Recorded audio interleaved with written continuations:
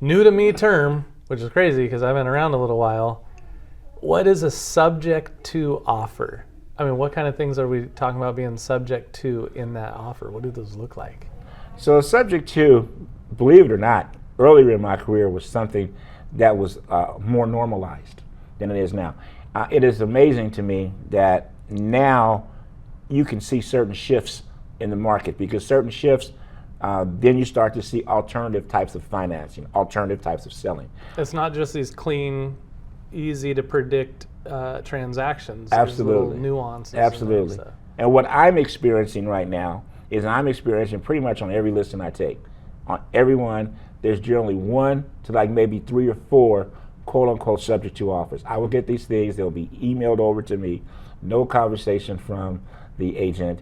And in my opinion, what I see and experience is that they'll write a whole bunch of these without doing homework, and they look to see what it will, who will bite on it, right? But here's the truth: there is a place for subject twos, and there's definitely a place not for them.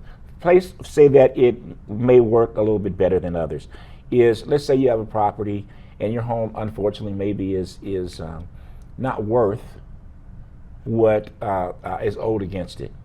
And for whatever reason, you've got to get out. So you owe $500,000 on the house, but the house is worth $400,000. Oof. Yeah. Right? Okay. So let's suppose you have a situation like that. And or let's suppose that you may be in a situation where you're upside down and you're already in foreclosure, or you're already in certain situations like that. Well, a subject to offer can be beneficial for you. You could possibly take the risk, because when you take the subject to offer, you are rolling the dice.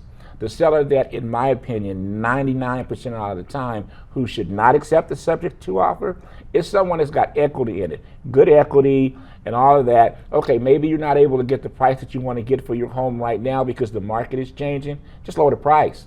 Once you leave the house, you want to leave the house. Right. See, a subject to offer, pretty much all you're doing is you're giving up all of your rights of ownership, but you're keeping all the liability if for some reason that goes bad, if for some reason somebody doesn't make a payment, if for some reason the house goes into foreclosure. No matter what it is, that person that bought the property from you, that you thought bought the property from you, subject to, their credit's not going to be hit, they're not going to get the phone calls, they're not going to get the letters. You're going to receive those things. So you really need to make sure that you have a professional that understands the ins and outs of a subject to offer. And I will tell you this, the next most important person in that process is your escrow officer.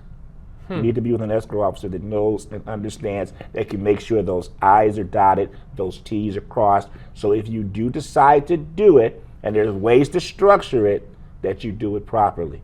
But man, if you got equity in your home, and the worst case scenario is to sell the property, is you need to sell it for a little bit less, sell it for a little bit less.